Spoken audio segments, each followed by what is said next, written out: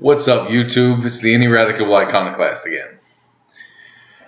September 12th of last year, in Boulder, Colorado, a gentleman by the name of Roy Ortiz was driving to work in his car, hit a patch of washed out road during heavy rain, and he lost control of his car, obviously, and he went right into a creek. Now, he did survive, which is a very good thing. Survived for 2 hours in the car while it was submerged. There was a pocket of air trapped, so he survived. As I said, it took 2 hours for him to get out. They got him out. However, now he is suing. He's decided that he wants to sue the county of Boulder, Colorado, because the road should have been closed. To an extent, yes, I do agree, it probably should have been closed. But also at the same time, we've been told time after time after time not to drive on a washed out road. So this is seems possibly a case of mutual fault. But there's more. There's more, actually. First responders, as I mentioned, they pulled him out after 2 hours. He decided to include them in the lawsuit.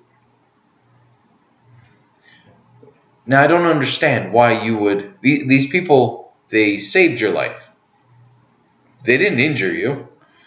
There are no injuries to him. There was no injuries in the article I read. There was no mention of any injuries, short-term or long-term. It's just his car is totaled, as you'd expect from being submerged. And Roy, they saved your ass. You're suing the people who are responsible for you being alive today. Not a really good way to thank them.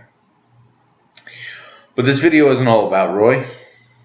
I also read that in Miami, Florida, for those of you who are not familiar, Carnival Cruise had a ship last year, February 2013. It was a 4-day cruise. It left from, I believe, Galveston. It was going to Cozumel, Mexico. It was a massive engine fire. They were stranded in the middle of the Caribbean for 5 days. Now, I know what you're thinking. Wow, 5 days stranded in the middle of the Caribbean. The hell? That sounds pretty good to me. But again, it's not all good news. Because they were stranded, because of the engine fire, the power was out to the entire ship, which meant no food being cooked. Unfortunately, there was no sanitation. The description of what it became toward the end was that human waste was piled up in the hallways. They had to sleep up on the deck in makeshift tents, and they had to line up for hours for the food. Which, that sucks. That is bad. Now, in response to this, Carnival flew everyone back home. They didn't get the ship back to Galveston. They sent another ship out, loaded everyone on, and took them back. In response to this, as I said, they got them back home. They gave them a full refund. They gave them a credit, or not even a credit. They just gave them basically a voucher for a free future cruise and $500. Now, whether you decide to go on that cruise in the future, it's entirely up to you. I can understand if it's your first cruise, you may not be that eager to jump on another cruise. But if you've been on a few, you know that this is extremely remote. Matter of fact, this is the only time I've ever heard of such a thing. But nonetheless. So Carnival got everyone home, gave them all their money back, said, you know what, we're really sorry for this. This is a huge screw up. We're going to give you a free cruise. Here's a voucher. It's on your account. Free cruise. I believe it was up to 5 days. And $500 cash. Now, 33 passengers who were on that cruise decided that, well, that's not enough. They've decided to sue Carnival for $5,000 a month for the rest of their lives. Now, I'm not saying that you don't deserve money, because you're claiming mental anguish, which, yeah, I can definitely understand that. It's definitely a very bad situation to be stuck in. They're claiming medical bills. The only medical bill that I saw mentioned in either of the 3 articles I read was just that one of the plaintiffs had a urinary tract infection. So nothing severe. Nobody ended up with septicemia and dying or anything like that, from what I can tell.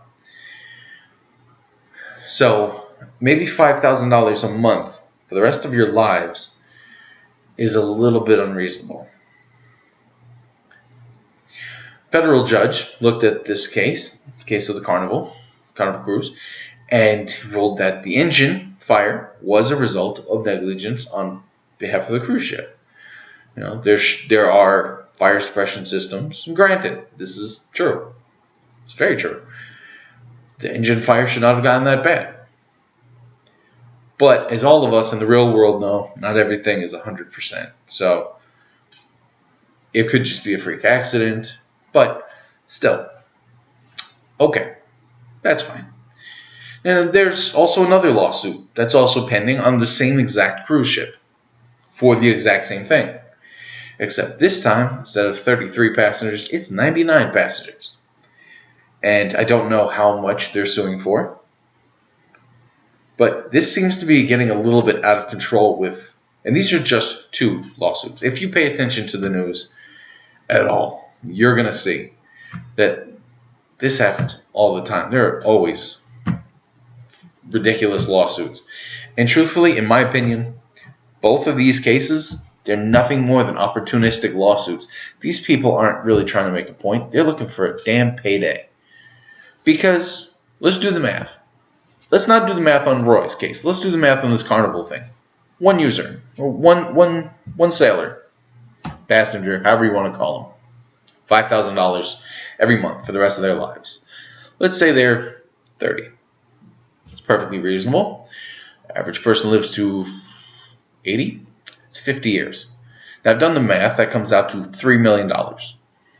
33 people, if we're going to go on this assumption, that's $99 million.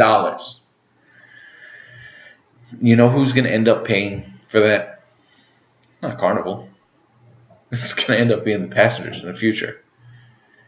And if you're looking to make a point, if you're looking to punish a company, which is what they say that the whole thing is they're just trying to fight this battle because cruise liners, they get away with all this stuff. They're protected. They're trying to make a point. You want to make a point, don't take the money. Or if you do take the money, put it in something that's not just, I want money now. I want a check every month. Put it in a trust fund that will pay for your medical bills, which were so high, although the only thing I saw was urinary tract infection. That's not a chronic disease. It's going to go away. It really will. So you're stuck on a ship in the middle of the ocean for 5 days. There's human shit piling up. You can't get good food. I understand. That is horrible. Mental anguish, sure. $3 million might be a little bit extreme. It's like the lady who many years ago burned her lap with a coffee from McDonald's because she didn't know it was hot.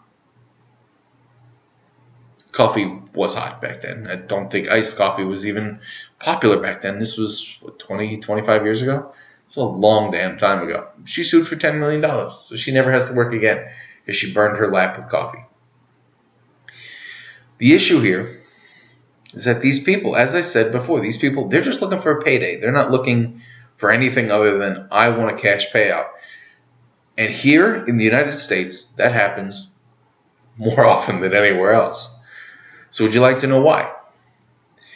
Because here in the United States, we have the highest per capita number of lawyers. 1 out of every 265 people is a lawyer in this country. That is over 1 million lawyers. There's 300 million people. There's 1.2 million lawyers in this country, somewhere around there. Forget the exact number. The majority of the lawyers, there's a ridiculous number of lawyers in this country. If you look at the number of lawyers we have in the United States compared to the rest of the world, we've got a ton. We've got more than anywhere else. We are the #1 per capita. We're the #1, period, I think. But per capita, we are way ahead of everywhere else. I think the closest one behind us is 1 out of every 370, something like that. Which, granted, that's not that many, but still, that adds up a lot faster if you do the math. But why are we all looking for these paydays? Why? Why do we not see that every time you sue a company because you want your payday, all you're doing is screwing the rest of us? And guess what? When it comes to somebody else doing the lawsuit, suing for another paycheck, you're getting screwed now too. So it all comes around full circle. And why? Because everyone wants a quick payday.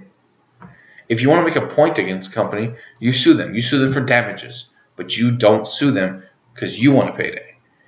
You sue them, like for instance, if there was a company that was making people horribly ill, you sue them. The fines, the damages, they don't go as paychecks to the people. They go into like trust funds, or they go to the development for treating whatever chronic disease they may have caused. These are the kinds of things you do to make a point. When you sue a company for what could be up to $3 million, or hell, even more. If these passengers were in their early 20s and they lived to 100, now do the math. It's a hell of a lot more. For what? Why? Is it really justified that you need $5,000 a month? How about a large lump sum? Why not? I had a really bad cruise. You want to pay $100,000 and you pay my medical bills and my lawyer bills. How about that? Is that not fair? $100,000 will pay off the average house here. It will pay off your car, most likely. You know, make your life a hell of a lot easier. $100,000 right there, cash. There's nothing wrong with that. But no, you want to reach. You want to try to get this massive payday so you never have to work again. You want a $60,000 paycheck, which is all that they're really asking for. They want $60,000 a year salary from Carnival because they had a bad cruise. Look, I realize what you went through was shitty. Wasn't that bad. It couldn't have been. You were there for 5 days. Are you really telling me that there was no sanitation whatsoever? There was no edible food? You know that's not true. And to all the judges who are trying to they're just trying to make a name for themselves, and all these people, all these lawyers trying to make a name for themselves by suing the big bad Carnival. You know what you're doing? You're making a mockery of the legal system. You're a judge or you're a lawyer. You're not supposed to be making a mockery of that. Have some goddamn pride, would you? Please. Anyway, once again, this is the Ineradicable Iconoclast. And you know what? Tell me what you think in the comments. Am I way off base? Are these lawsuits as ridiculous? Do you have other examples of other lawsuits that are just as ridiculous? Either way, leave them in the comments below. Once again, see you around.